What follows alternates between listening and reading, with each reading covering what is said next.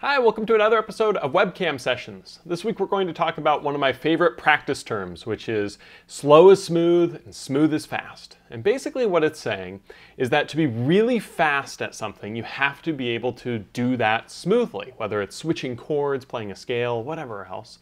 But to do something truly smoothly, you have to be able to do it as a slow action. And this is really applicable to the ukulele because what happens is we start to learn something at a slow speed and we can pull it off at that speed. And what I mean by that is that we can kind of make a couple little mistakes. We might have a little bit of inefficiencies. Our fingers might not get there, in the most effective manner. But because we're playing it slow enough, we can switch on to the next thing and make it sound as though we're not making a mistake. The problem with this, of course, is as soon as we speed something up, any mistakes or inefficiencies that we have get sped up with it. For instance, if I just took a really basic chord progression, let's say I'm going from a C chord to this particular F7. It's an F7 with no fifth.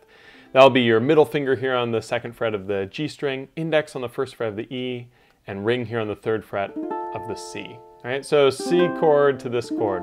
Not that hard and not that easy either, right? 3 different motions. But let's say that I was practicing this motion something like this, where I'd go here and I'd take lots of time and then I put this finger here and I put this finger here and I put this finger, oh, I gotta get this one back. And you see how I'm making a lot of little movements with my fingers, finally there, and then I'm gonna play it, right? I'm gonna go back and forth between this really slow, and from a tone perspective, it'll sound fine, but visually you'll notice there are a lot of little inconsistencies and a lot of inefficiencies.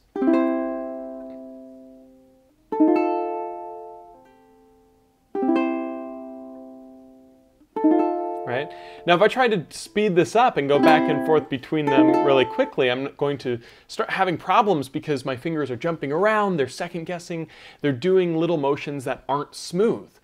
And it's really important that when you're doing something slowly and building it up to where you want to take it to that next level for speed, you make sure that you make it as smooth and as efficient as possible. So in the case of this, for instance, it's a matter of getting really comfortable of figuring out which fingers are going where. The index pivoting to the first fret of the E string, the middle coming up to the second fret of the G, and the ring coming to the third of the C.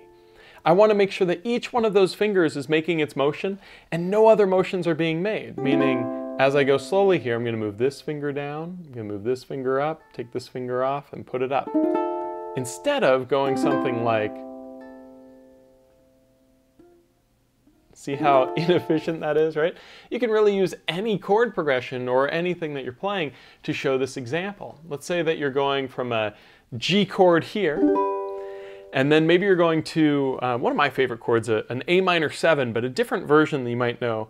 That next A minor 7 is going to look like this. It's going to be the middle finger on 4 of the C string, ring finger here on 5 of the E, and index here on 3 of the A.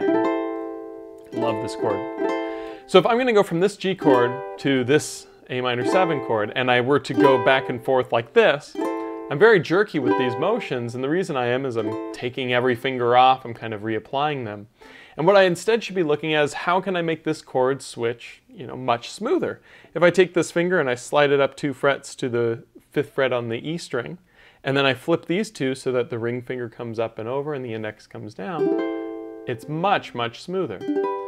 And even though I'm still playing it slow, you see how smooth the motions my hands are making are instead of kind of jumping around, going back into position, right? Again, the actual example of the chords are really not the important part to this lesson. It's more the concept, which is that you want to play things as smoothly and as efficiently as you can at slow speeds and do the minimal effort possible to maximize that effectiveness of whatever motions you're making. And you'll find that when you do that and you can do something very smooth at a slow speed, speeding it up is much easier because speeding up a smooth motion is, well, not so bad. So slow is smooth, smooth is fast. Again, one of my favorite sayings with the ukulele, whether you're working on a new scale, a new chord, a new song, whatever it is, make sure that you're practicing things very smoothly and you'll get that speed. I'll see you guys next week for another episode of Webcam Sessions. As always, if you have any questions, feel free to leave them down below, and have a great week.